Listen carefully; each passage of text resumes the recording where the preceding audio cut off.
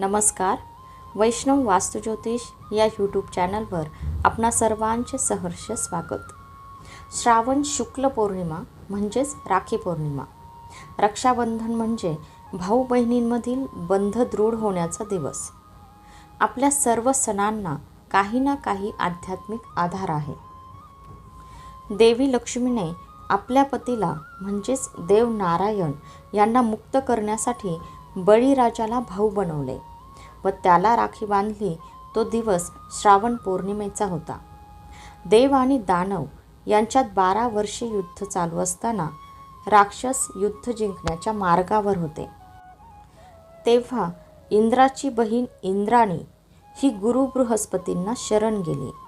तेव्हा त्यांनी सांगितले की इंद्राच्या रक्षणार्थ त्याच्या उजव्या मनगटावर रक्षासूत्र बांधल्यास त्याचा विजय निश्चित आहे व ते रक्षासूत्र बांधल्यानंतर देवांचा युद्धात विजय झाला. भविष्यपुराणात सांगितल्याप्रमाणे पूर्वी रक्षाबंधन हे राजांसाठी होते. यावर्षी रक्षाबंधन दिनांक 19 ऑगस्ट 2024 रोजी आहे. या दिवशी दुपारी 1:30 नंतर रक्षाबंधन करावे. बहिणीने भावाला बांधायची राखी ही तांदळाच्या दाण्यांपासून बनवलेली शुद्ध रेशमाची अशी बनवलेली असावी. आता तांदळाचे दाणेच का, तर तांदूळ म्हणजे अक्षता. अक्षता ह्या व्यापून टाकणारी आहे. आणि रेशमी धागाच का, तर रेशमी धाग्यातून सात्विक लहरी वेगाने प्रसारित करण्याची क्षमता असते. म्हणून राखीमध्ये विशेषतः तांदूळ व रेशमी धाग्याचा वापर असणारी राखी असावी. याच दिवशी रक्षाबंधन का करावे, तर या दिवशी वातावरणात सात्विक लहरींचा प्रभाव जास्त प्रमाणात असतो. त्यामुळे या दिवशी ठराविक काळात राखी बांधल्याने त्याची सकारात्मक ऊर्जा वर्षभर टिकते.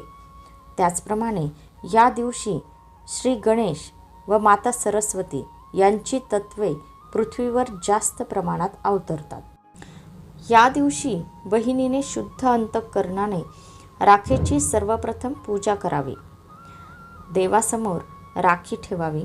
रक्षाय नमः या मंत्राने गंध, हळद कुंकू, फूल, उदबत्ती व दीप अशी पंचोपचार पूजा करावी व त्यानंतर येन बद्धो बलिराजा दानवेंद्रो महाबला तेन त्वां प्रतिबध्नामि रक्षे माचल माचल असे म्हणून ती राखी भावास बांधावी.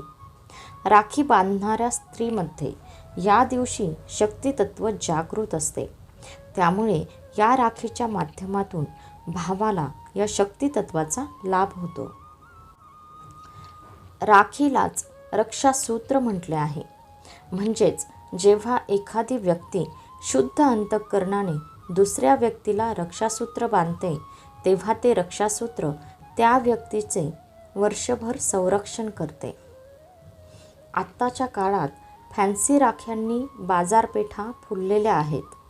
त्यांपैकी काही राख्या या देवाचे चित्र, काहींवर धार्मिक प्रतीके अशा आहेत. रक्षाबंधनानंतर या राख्या अनेकदा धूळ खात पडतात अथवा रस्त्यांलगत पडून पायदळी तुडवल्या जातात. अशा रीतीने एक प्रकारे आपण नकळत आपल्याच देवी देवतांचा अथवा धार्मिक प्रतीकांचा घोर अपमान करतो. हे देखील पापच ठरते. त्यामुळे हे टाळण्यासाठी अशा राख्या खरेदी करू नयेत व बांधूही नयेत.